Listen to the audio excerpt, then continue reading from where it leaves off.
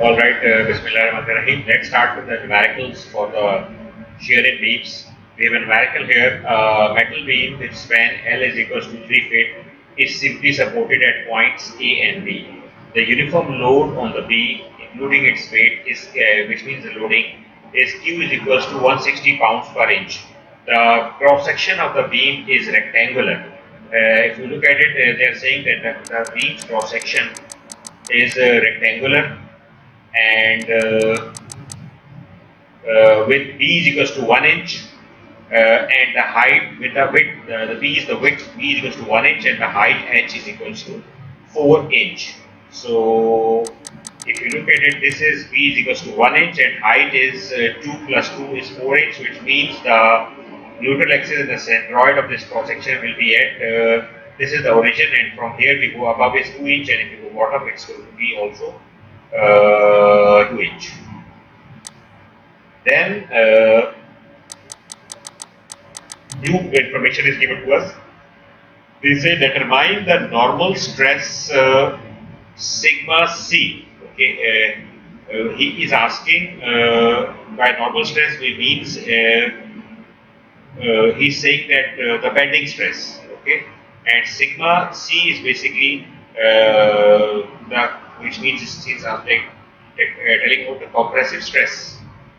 And he's also interested, he's telling about the yes, bending stress sigma c, but c is actually a specific point. I think it's a specific point in the beam. Uh, yes, c is basically a specific point in the beam. Point c and its coordinates, which is located at 1 inch below the top of the beam, 1 inch below the top of the beam, and 8 inches from the right hand support. So it is saying it is 1 inch located 1 inch below the top of the beam. So if you can say it is the top of the beam is this, so it is 1 inch below the top of the beam, and it is basically this unique point is 8 inches from the right hand support. So this is the left hand support and this is the right. It is 8 inches from the right hand support. So before you move, it is 8 inches. From this support it is 8 inches. If you move 8 inches, you will get reach to the right hand support. Show these stresses on a sketch of a stress element at point C. So they are saying you need to show the stresses on a sketch of a stress element at point C. So if you look at it very carefully, he is interested in the flexural stress, which is the bending stress, but he is also interested in the stress which is the shear stress. So whatever till we have studied in the chapter 6 for the bending and then whatever is studied in the transverse and the shear stress, he is will be applied over here. Okay, so it's a very good numerical. It gives you maximum challenge to apply your equations, and by what we can show these stresses on a sketch of a stress element at point C. So this element will be a unique element, which means a two-dimensional stress element. You can also have a remember three-dimensional element showing stresses in various planes, which means normal stress and the shear stress. But here we will be showing a two-dimensional stress element because it's a two-dimensional scenario right now. So this is, if you look at it, this this is Q is equals to 160 pounds per inch, and this is basically 4 inch, which is uh, the depth, okay, which is 4 inch.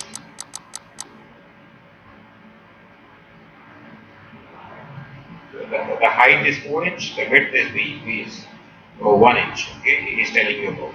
So,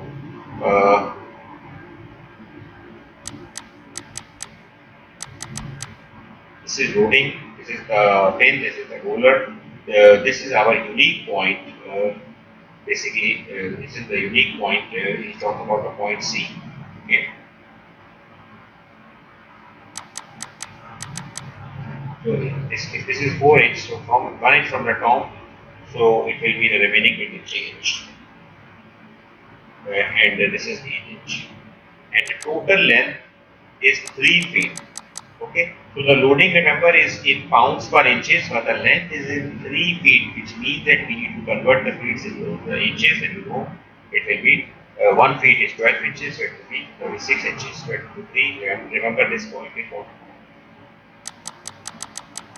So all the dimensional details of the section is also in inches. Okay. So let's start the solution. Okay, this is all explained. So we need to find the compressive stress. We need to find the compressive normal stress at C, the shear stress at C, and show the stresses on a sketch of a stress element at point C. Okay. So the most important thing for here for us will be, again, these are the details. Just I draw the rough sketch over here, and you know already it's shown to you. So first of all, we will be calculating the reactions as we always do in every scenario.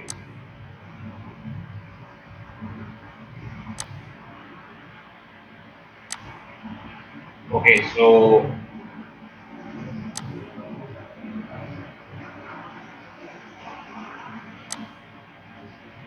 अब हमने क्या किया है कि इनके reactions हमने निकाल लिए। बस हमने रिएक्शंस निकाल लिए आर ए और आर बी के। ये आ गया 5760। ये हमारे पास दो रिएक्शंस थे तो हमने निकाल लिए R A and R B के। This is R A and this is R B. Reaction हमने निकाल लिए।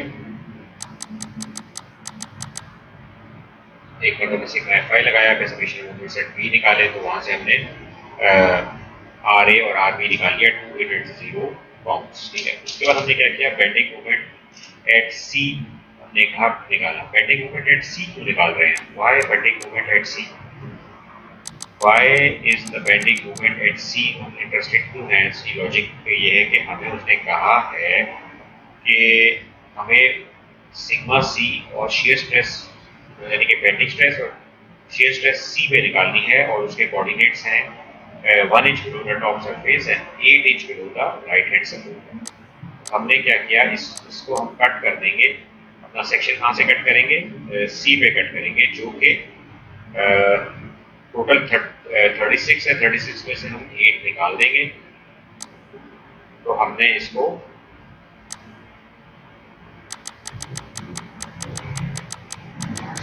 कट कर दिया। जब से कट किया तो आप देख सकते हैं कि हमने 28 इंचेस पे कट कर दिया है। ठीक है, 28 से बेंच किया, मोमेंट एट सी निकाला, तो वो कितना आ गया? 17920 पाउंड इंच।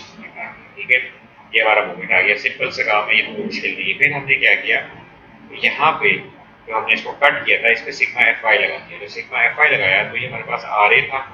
ठीक है, दिस वाज आर ए, और ये हमारे पास हमने इसको आर ए को हमने पॉजिटिव लिया। तो जब हम कट करते हैं तो याद दो, एक शेयर फोर्स आती है और एक बेंडिंग मोमेंट आता है। ठीक है ना, और ये कौन सा होता है? इंटरनल शेयर फोर्स और इंटरनल बेंडिंग मोमेंट। ये जब हम कट करते हैं तो ये सेक्शन में जनरेट होते हैं। और ये हमारे पास कहाँ से आया? ये लोडिंग कितनी थी? 160 पाउंड पर inch along the length of the beam थी, और प्लस इसको हमने अगर फोर्स बनाना हो क्योंकि एफ वाई है तो हमने इसको मल्टीप्लाई कर दिया 28 इंच से। तो ये हमारे पास आ गया BC कितना आ गया? माइनस का 1600 पाउंड्स। बेंडिंग मोमेंट C कितना आया? 17920 पाउंड्स इंचेस। ठीक है, अब हम अगर आगे चले तो हमने कहा मोमेंट ऑफ इनर्शिया सेक्शन का निकालना है। सेक्शन का मोमेंट ऑफ इनर्शिया के लिए हमें क्या चीज की जरूरत होगी? आपको पता है इसकी बेस कितना है? 1 इंच है, और इसकी टोटल हाइट कितनी है? 2 into is 4 inches। ठीक है, तो हमने मोमेंट ऑफ इनर्शिया निकाल लिया। तो वो 1/12 मीडियम क्यूब होगा। 1/12 बेस कितना है? 1 इंच, और या हाइट कितनी है? 4 इंचेस। तो ये आ गया 5.33 H4। उसके बाद हमें उसने कहा है अब हमें निकालनी है bending stress at C. Bending stress at C का याद रखिएगा कि हमारे पास क्या फॉर्मूला है? Plus minus M I upon I, depending upon movement क्या होगा। अगर हम न्यूट्रल एक्सिस से ऊपर है तो वहां कंप्रेशन होगा, नीचे टेंशन है तो हम ले लेंगे minus F I upon I. Minus N कितना था? 17920। वाई क्या होगा? It is half the distance from the neutral axis. तो 2 का हाफ कितना हो गया? 1, और आई कितना है? 5.33 अभी निकाला हमने। तो ये आ गया आपके पास -3360 PSI। प्लीज यूनिट्स का ख्याल रखिएगा। अगर आपने गलत यूनिट यहाँ आपने पास्कल्स लगा दिए या आपने क्या कहते हैं न्यूटन पर मीटर स्क्वायर लगा दिया, तो मैं आपके नंबर काटूंगा और अच्छे काटूंगा।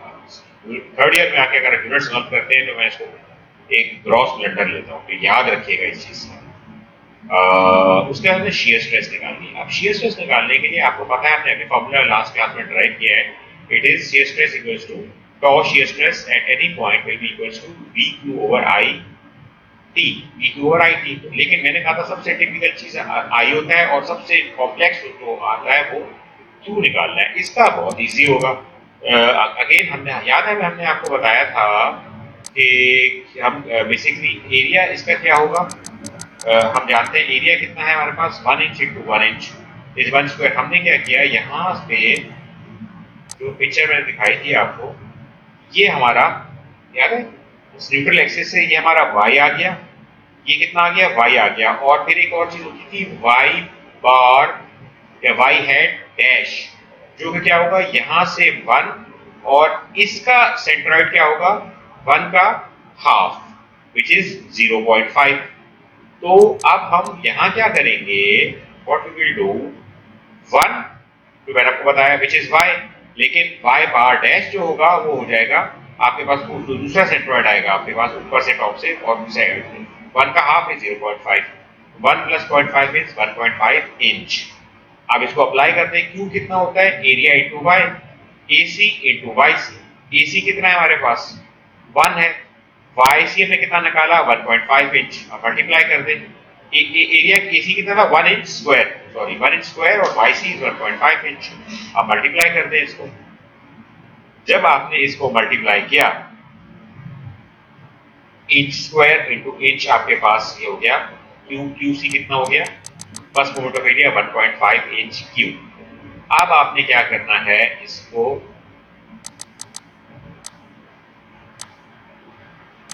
इस फॉर्मूले को जो हमने ऑलरेडी ओके, तो shear stress tau C is equals to V C Q C over I V. तो हमने इसको कर दिया, V C was calculated as -1600, Q C was calculated at 1.5, I is calculated at 5.3 and B is calculated as 1 and we calculated tau C is equals to, यानी कि shear stress at C comes out to be equals to 450 psi। अब आप देखिए मैंने यहाँ पे solution के अंदर 1600 डाला है as a value of BC। क्या मैंने सही किया ये? BC was -1600।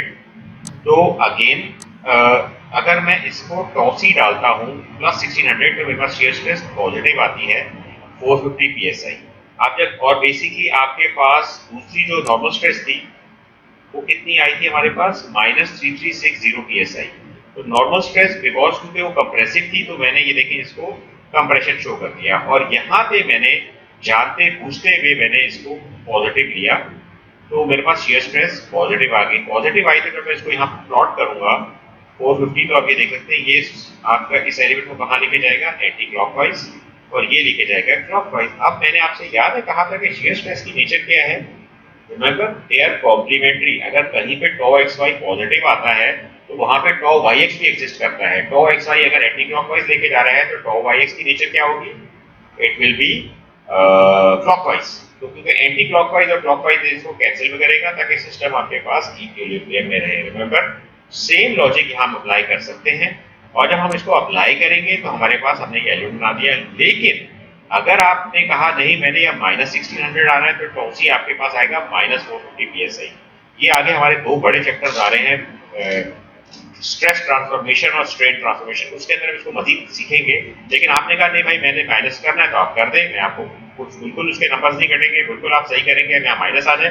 लेकिन फिर यहाँ पे ये जब आप इसको माइनस करेंगे तो फिर ये वाला जो आपके पास रोटेशन है ये यहाँ पे तो ये आप देखें एंटी क्लॉकवाइज है, लेकिन आपने माइनस कर दिया तो फिर ये क्लॉकवाइज हो जाएगा और ये एंटी क्लॉकवाइज हो जाएगा। तो ये आपको नेचर ऑफ एलिमेंट्स का हमेशा स्ट्रेस ट्रांसफॉर्मेशन में आपको सिखाएंगे कि किस तरह से होता है। लेकिन अभी आप ये समझ लें कि आपके पास चॉइस है, एग्जाम में आप यहाँ प्लस करें या माइनस करें, या आपकी मर्जी है। ठीक है, हमें तो बुक का अगर आंसर लाना हो तो हमने उसको फॉलो कर दिया, लेकिन आप यहाँ माइनस कर सकते हैं, आप बिल्कुल सही होंगे अपनी। अब हमने ये न्यूमेरिकल कर लिया। अब मैंने आपको कुछ और न्यूमेरिकल्स भी दिए थे।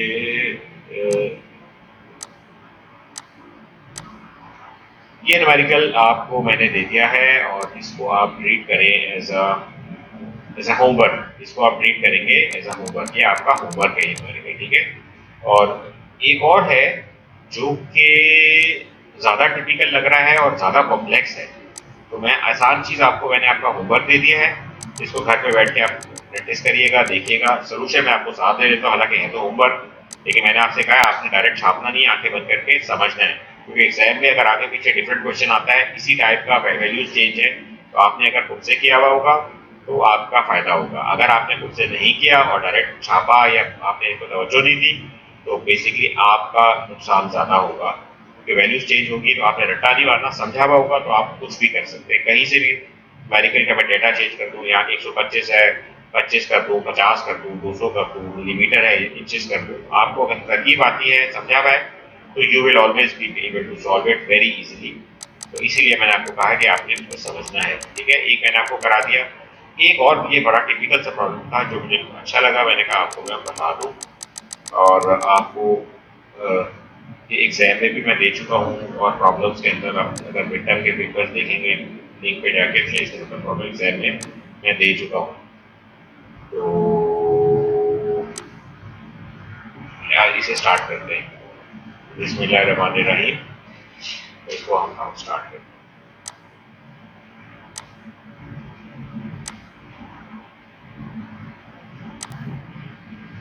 Okay, if the TB is subjected to a vertical shear of V is equals to 12 kilopounds, and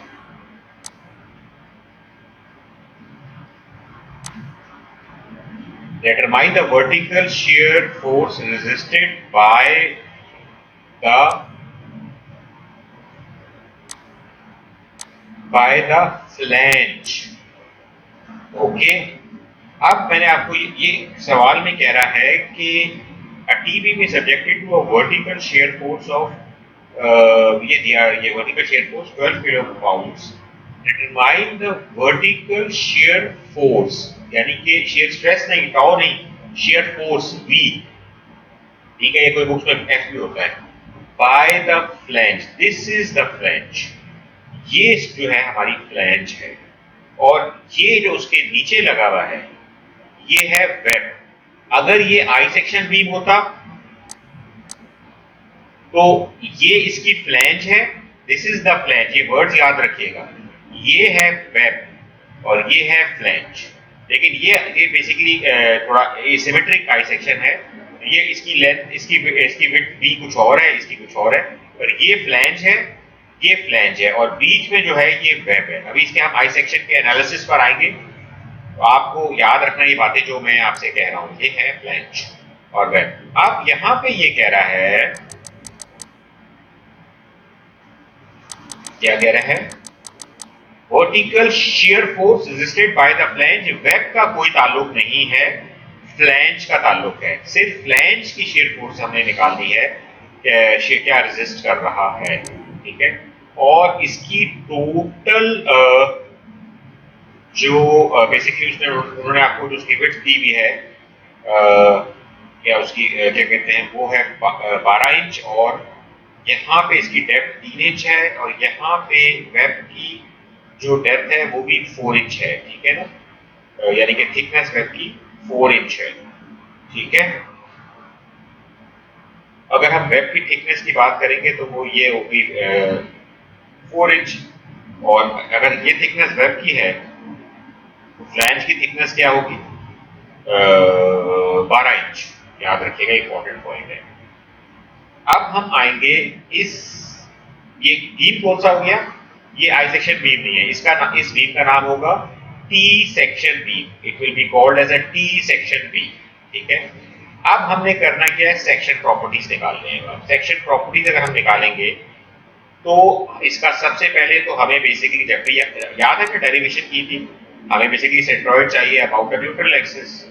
इसका क्या होगा सेंट्रोइड, एग्जैक्टली वो डेरिवेशन हमने याद रखना है, उसके की पॉइंट्स याद रखने हैं। हमने कहा है सेंट्रोइड निकालते हैं भाई, y bar is equal to summation of y hat into area और summation of it फिर मैं याद कर रहा हूँ, अगर भूल गए हो तो फर्स्ट ईयर में चल रहा है statics are similar, chapter centroids and centre of gravity chapter 9, आपकी हेल्प वहां से हो जाएगी। आपको अगर भूल गए हो निकालना, वहां से आपको आइडिया हो जाएगा कि बीम्स का प्रोसेस निकालते हैं। ठीक है, अभी हमने बना लिए दो सेक्शन हैं। पहला सेक्शन हो गया हमारा 12x3, जिसका सेंट्रॉइड अगर हम टॉप मोस्ट हमारा क्या कहते हैं डायटम बन गया, इसका ये टॉप मोस्ट प्लेन, तो ये बन गया 3 का हाफ 1.5 प्लस नीचे वाला टी सेक्शन क्या हो जाएगा आपके पास 12 इंटू, बेसिकली सॉरी ये कितना हो जाएगा, टी सेक्शन कितना है 4 है, टी सेक्शन है 4, इसकी क्या कहते हैं ये थिकनेस दी हुई और हाइट कितनी है इसकी 6 इंच। अब अगर हमारा डाटा ऊपर ऊपर है और उसकी हमने बात कर दी उस डाटा की रिस्पेक्ट से, तो ये कितना हो जाएगा 3 और 6 का हाफ 3, तो ये हो गया 6 ओवर एरियाज। तो ये आपको पता है ऑलरेडी 3 पॉइंट होती है आपके पास। जो सेंट्रॉइड के वो आया वो कितना आया 3.30 इंचेस। ओके, तो डाटा से इसकी हाइट आई 3.30 इंचेस। ठीक है, और जहां पे भी ये एग्जिस्ट कर रहा है नीचे, हमने वाई बार निकाला, हमने एक्स बार क्यों नहीं निकाला ये सोचिएगा, क्योंकि हमें एक्स बार भी तो चाहिए होगा, लेकिन हम नहीं निकाल रहे। क्यों नहीं निकाल रहे आप बताएं मुझे, अपने जहन में सोचिएगा क्यों नहीं निकाल रहे आप। अगेन आपको टिप भी दे देता हूँ, सिमेट्री याद रखिएगा, सिमेट्री। ओके, अब आप सोचें क्यों क्यों नहीं निकाल रहे। Moment of inertia about a total axis निकाल लें, ये ऑलरेडी आपको पता है 1/12 वीडी क्यूब, आपके पास 1/12 12 और 3 क्यूब प्लस का, उसके बाद हमने कर दिया एरिया, एरिया कितना होगा 12 इंटू 3 और प्लस सेंट्रॉइड कितना था 3.3, याद है सेंट्रॉइड हम निकालते हैं पहले से थ्योरम के अंदर जो हमारे पास आता है डी स्क्वायर, क्या होता है डी स्क्वायर, ये है ना हमारा, ये क्या होता है सेंट्रॉइड से डिस्टेंस, सिस्टम के सेंट्रॉइड से सेंट्रॉइड का डिस्टेंस कितना हो जाएगा हमारे पास 3.30 माइनस इसका सेंट्रॉइड क्या होगा 1.5 प्लस 1/12, 4 इंटू 6 का क्यूब प्लस का एरिया 6 इंटू 4, और इसका सेंट्रॉइड क्या होगा हमारे पास तो इसका सेंट्रॉइड हो जाएगा हमारे पास 3 इंटू 3 इज 6, ऊपर से अगर हम देखें, और माइनस सिस्टम का सेंट्रॉइड क्या होगा 3.30। ठीक है ना, ऊपर सिस्टम में कितना हमारे पास सेंट्रॉइड, जब कैलकुलेशन कर रहे थे वाई बार कितना आएगा 3.30, और ये हमारे पास कितना हो गया 6, इसका सेंट्रॉइड टू सेंट्रॉइड। ठीक है ना, सेंट्रॉइड सेंट्रॉइड टू, यहाँ पे देखिए क्या सेंट्रॉइड था 6 था, तो again centroid to centroid minus 3.30। अगर आप उल्टा भी कर दें तो मसला नहीं, क्योंकि स्क्वायर है बात वही रहेगी। ठीक है, तो उसमें परेशान मत होइएगा। और ये जो डार्क एक तो बेसिकली ये बेस है, ये रेक्टेंगल है, और नीचे थोड़ी सी डार्क लाइन है, ये बन गई हमारे पास 3.30 इंच। ठीक है, ये बन गई इस डाटा से 3.30 इंच। तो ये हमने जब कैलकुलेट किया हमारे पास कितना आ गया 390.60 इंच फोर।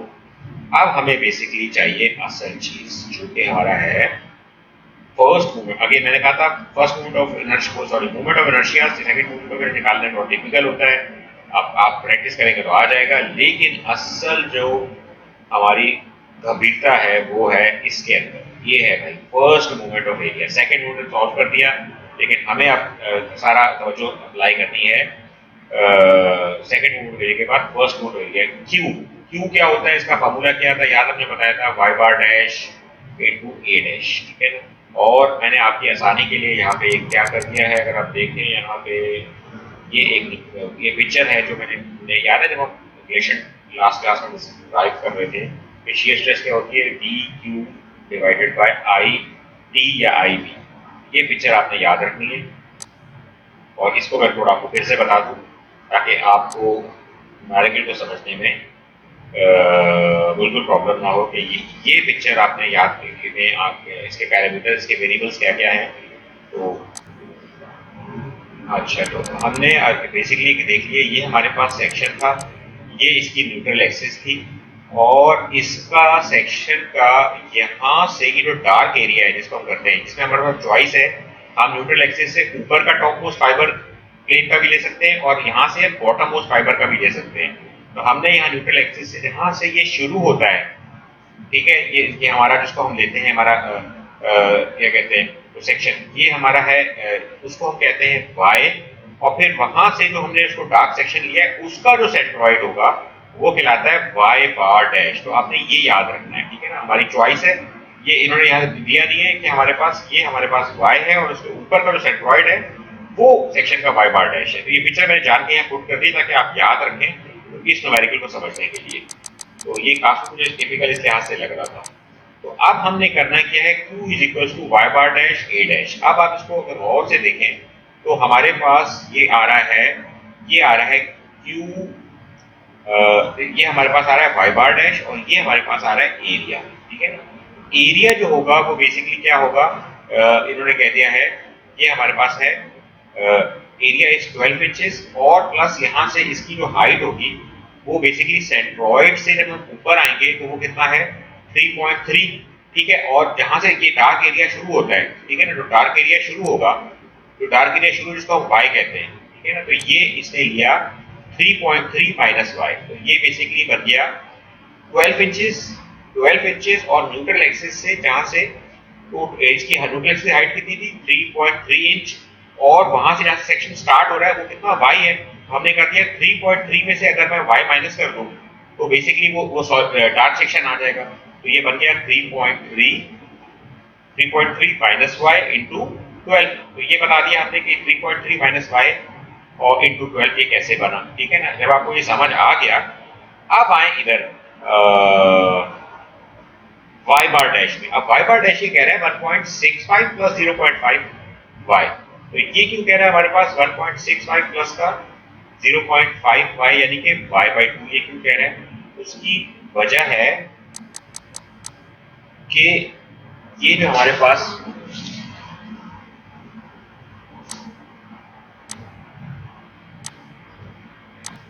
तो ये डिस्टेंस क्या होगा हमारे पास, बेसिकली जैसे मैंने आपको बताया ये होगा 3, हमें इस डार्क सेक्शन का जो इस डार्क सेक्शन का जो सेंट्रॉइड होगा इसकी हाइट कितनी है 3.3 माइनस 5। तो ये होगा तकरीबन 3.3 माइनस 5 का आधा, यानी कि 3.3 माइनस वाई डिवाइडेड बाई 2, ठीक है ना। तो वो बेसिकली अगर यहां से हम स्टार्ट करेंगे तो हो जाएगा 3.3 माइनस वाई डिवाइड बाई 2। तो हमने कर दिया 3 याद रखिएगा 3.3 माइनस वाई डिवाइड बाई 2 और प्लस कर देंगे उसमें ये न्यूट्रल एक्सिस से कितना डिस्टेंस है ये y, यानी कि 3.3 minus Y divided by 2 plus का y।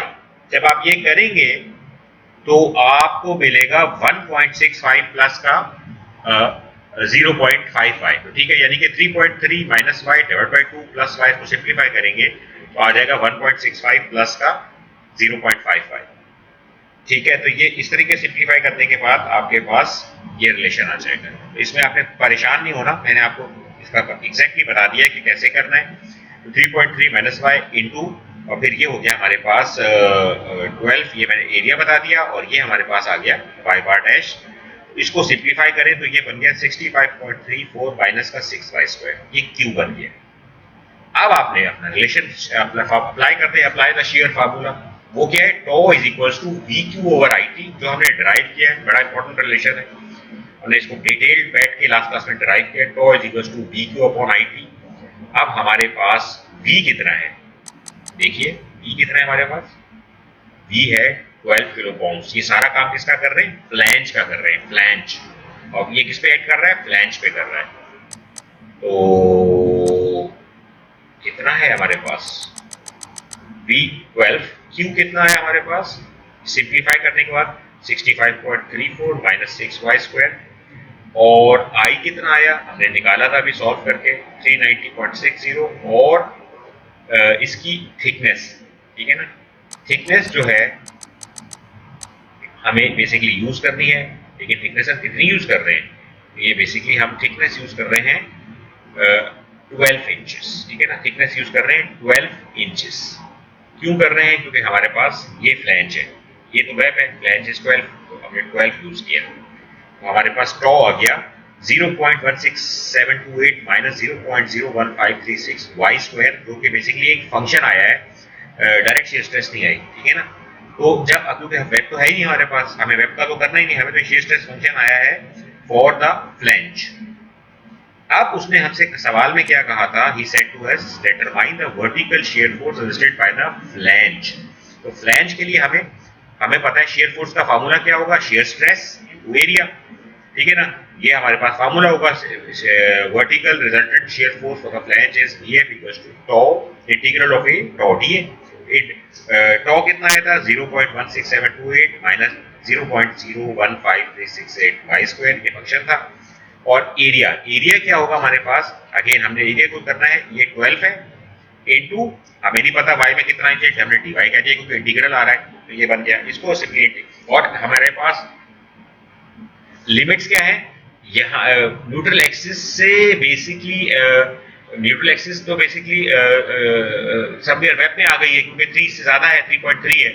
हमें किसका चाहिए, सिर्फ और सिर्फ शेयर फोर्स किसकी चाहिए, फ्लैंज की चाहिए।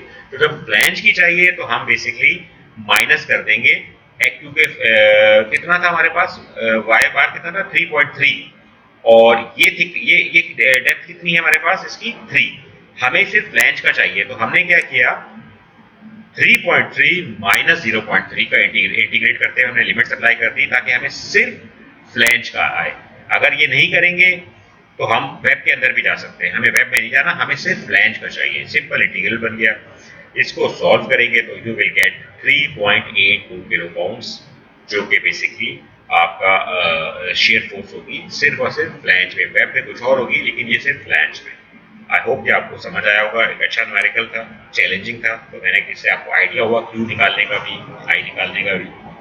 और एक केवल न्यूमेरिकल हमने, ये आपका होमवर्क है, इसको देख लीजिएगा, और ये भी मैंने आपको सॉल्व करके दिखा दिया है। तो I hope it's quite sufficient. और फिर हम अगला टॉपिक स्टार्ट करते हैं अभी।